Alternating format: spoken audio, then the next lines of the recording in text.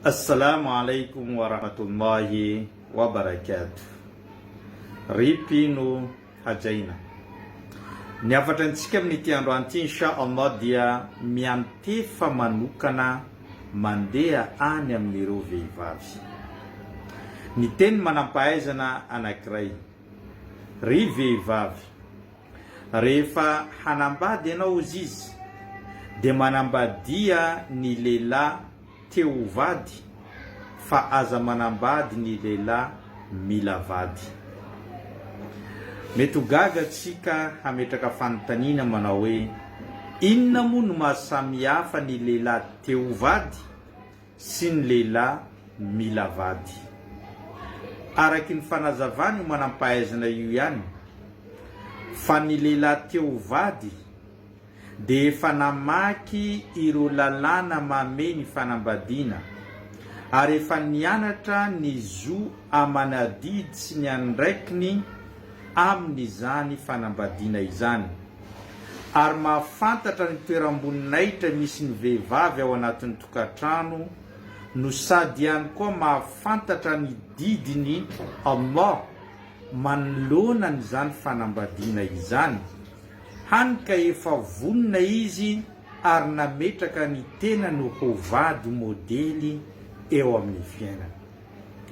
Fa ny lehilahy mila vady kosa dia mety tsy ampy ny fiainana ary mila fotsiny izy manambady mba ahafahany mameno ny fiainany eto ambony tany. Hany ka rehefa nahazo an'izany vehivavy zany izy, lasa raisy ny toy mipanampy ary tsy azo amamboninahitra na ny hasiny izany vehivavy zany, ka lasa toy mipanampy na ihany koa olon-tsotra ao anatin'izany trano zany. Tsy ahazo ny zony, tsy afaka aneo hevitra ary ihany koa omena teny marary ao anatin'ny trano. Fa ny mampiavaka azy kosa dia ny ilay teo vady efa nahafantatra ny adidy sy ny andraikiny fa ilay mila vady mila anao fotsiny izy mba hikarakara azy, mba hanao zay tiany amin'ny fiainany eto ambony tany. Noho izany, mahaiza misafidy ianao rehefa hitsofoka na ihany koa rehefa hiditra ao anatin'izany tokantrano zany. Amin'ny fomba ahoana no ahaizanao hoe ty lehilahy ty teo vady sy ty lehilahy ty mila vady? Dia amin'ny alalan'ny fifanakalozan-kevitra eo aminareo roa ary amin'ny alalan'ny fametranao fanontaniana betsaka ary ampiasao ny hakingan-tsainanao fa amin'ny alalan'ny valiteniny no ahafantaranao ty lehilahy ty teo vady ary ty lehilahy ty mila vady.